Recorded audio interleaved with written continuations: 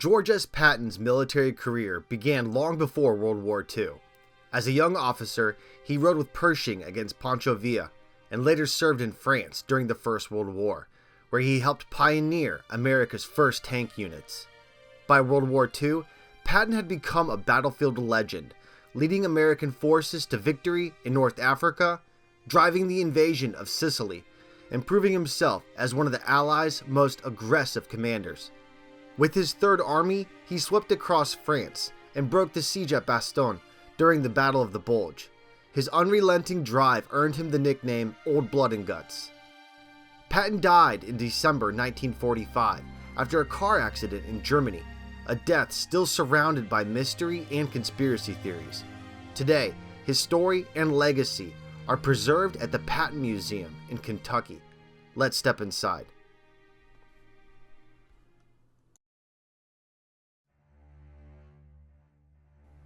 Upon entering the museum, a life-size sculpture of General Patton commands the space. The steady glare, confident stance, and trim uniform reflect the image Patton wanted to project. To the left, the museum highlights nearby Fort Knox and its long history as a key U.S. Army post, spanning multiple eras up to the present day. To the right, the Leadership's Foundation area features cadet models from various eras. On display are models of the Vietnam era, the M81 BDU era, the early 80s through the mid-2000s, and everyone's favorite, the ACU UCP era, 2005 till 2019. This area also features a cadet from the Virginia Military Institute, VMI, which Patton himself attended before transferring to West Point. Following this is an area dedicated to Patton's service in World War I. On display are various weapons, the French Chauchat, U.S. trench knives, the German MG08, a beautiful M1918 Browning automatic rifle,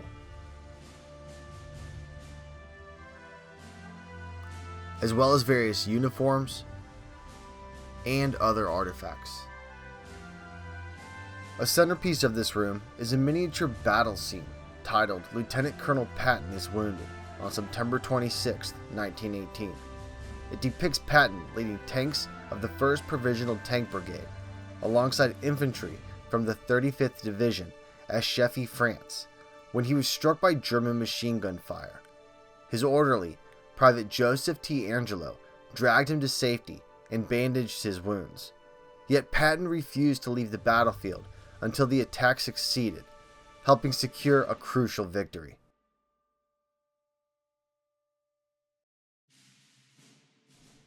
Beyond the World War I exhibits, the museum opens into a larger room, showcasing many of Patton's personal items, alongside a collection of World War II weapons, vehicles, and artifacts. Vehicles throughout the museum stand as reminders of the brutality of World War II combat. Shown here is the medium tank M3 Lee, an early American design of World War II. The tank mounts a 75mm gun in the hull and a smaller 37mm gun in a turret. Inside, model soldiers recreate the cramped conditions faced by the crews, giving a glimpse of life within this armored machine. A small detail, while the 37mm turret fully rotates, the main 75mm gun is fixed and can only move about 15 degrees, meaning the tank had to fully rotate to aim its heaviest weapon. One of the more iconic tanks on display is the M4 Sherman, shown here with its 76mm cannon. The front of this tank is lined with sandbags, added for extra protection in combat. On the back, model soldiers recreate life on the battlefield. One lights a cigarette, another opens a ration, and one stands atop the M2 machine gun, surveying the surroundings. The Sherman was a mainstay of Allied armored forces in World War II. The U.S. produced over 49,000 Sherman tanks during the war, making it one of the most widely produced tanks in history. Beyond the vehicles, the museum preserves the flags, weapons, and battlefield relics of World War II. capturing the struggle between Allied and Axis forces. Among the artifacts on display is a massive German flag, captured in November 1942, during the Allied invasion of North Africa. Patton's troops presented it to him on his birthday, just days after taking Casablanca. In the corner, Patton himself marked it as the first of many captured during the war. This very flag once flew over the German garrison in Casablanca, and may have been the first Nazi flag taken by US forces in World War II. Another Axis item captured by Patton is this Italian standard, made in Milan in 1938. Italy's fascist regime revived symbols of the old Roman Empire, including standards like this one. Patton brought it back as a souvenir while stationed on Sicily. Other Italian artifacts include an officer's hat from the Mountaineer Forces, the Italian Carcano rifle, and the Model 38A Beretta submachine gun, marked 1943-21. 1943 indicates the Gregorian year, while the Roman numeral 21 marks the 21st year of Mussolini's fascist government, a dual dating system used on military equipment to reinforce the regime's ideology.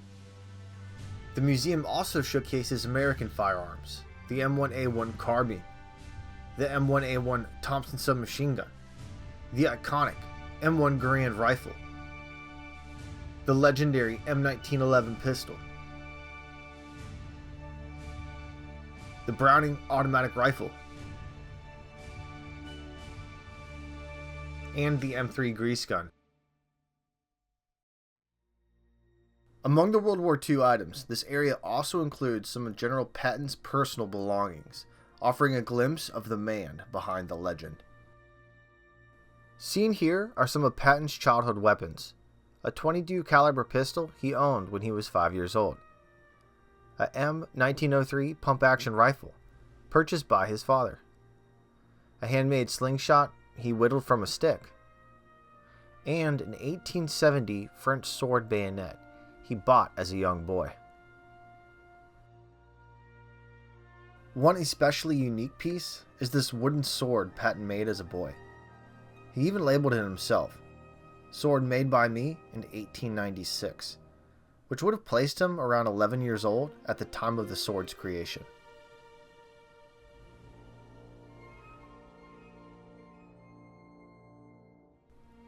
Patton even competed in the 1912 Stockholm Olympics, shown here with his team sweater and fencing saber. The highlight is this Colt Army Special revolver, which he purchased and modified with a light trigger just for the games. Though he nearly shot a perfect score in practice, he placed 20th in competition, possibly because some of his bullets went through the same holes and weren't counted. Notably, Patton was the only competitor not using a .22 caliber pistol. Also on display is Patton's fencing uniform from this period, reflecting his broad skills as an athlete. From his early military career, the museum displays Patton's saddle and field binoculars, used during the punitive expedition against Pancho Villa in 1916. This display shows a tank crew uniform designed by Patton in the 1930s. Though it was never officially adopted, the design highlights his innovative thinking and his focus on both practicality and style for soldiers in combat.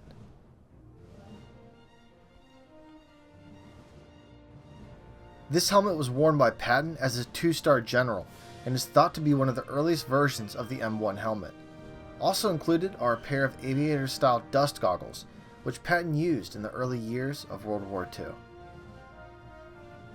This wool field jacket, commonly known as an Ike jacket, was tailored for Patton in December 1944 and was likely the last jacket he purchased and owned before his death. Also on display are some of Patton's most notable medals, including the Distinguished Service Cross, Silver Star, Bronze Star, Purple Heart, and the Distinguished Service Medals from both the U.S. Army and Navy.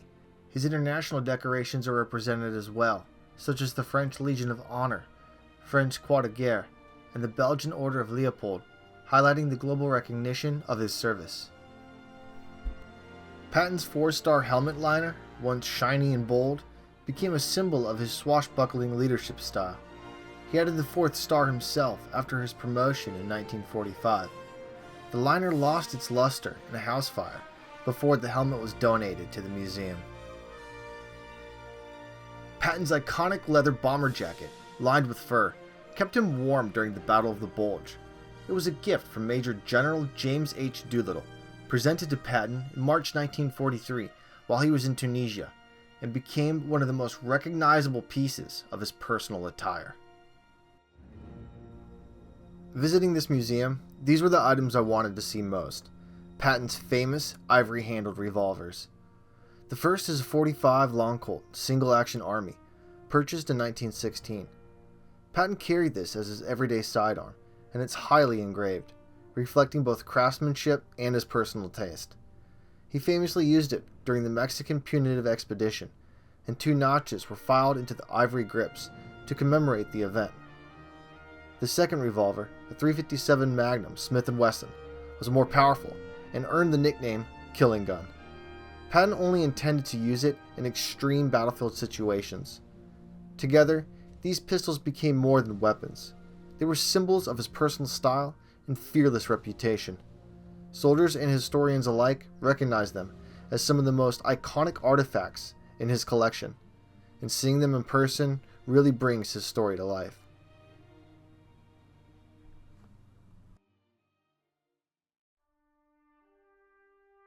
After the triumphs of war, Patton's story ended in tragedy. On December 9, 1945, just months after victory in Europe, Patton was riding in the back seat of a Cadillac near Mannheim, Germany, when his car collided with an army truck. The accident seemed minor at first, but Patton suffered a broken neck that left him paralyzed. He was rushed to a U.S. Army hospital in Heidelberg, where he lingered for nearly 2 weeks. On December 21st, Patton passed away, a man who had survived 2 world wars, only to die in a peacetime accident. But Patton's sudden death has fueled speculation for decades. Some believe it was no accident at all, pointing to his open criticism of the Soviet Union and fears that he might have pushed for another conflict in post-war Europe. Others argue that rival Allied leaders saw him as too unpredictable, too outspoken, and that silencing him served their interests. While no evidence has ever proven these theories, they remain part of the larger Patton legend, a general who lived boldly, spoke his mind, and seemed destined for controversy, even in death. What is certain is that his loss was felt deeply by the men he led, and by a nation that had come to see him as one of its boldest warriors. Though decades have passed since his time on the battlefield, the legacy he left behind, a legacy of courage, confidence, and determination, continue to inspire all who enter the Patton Museum of Leadership.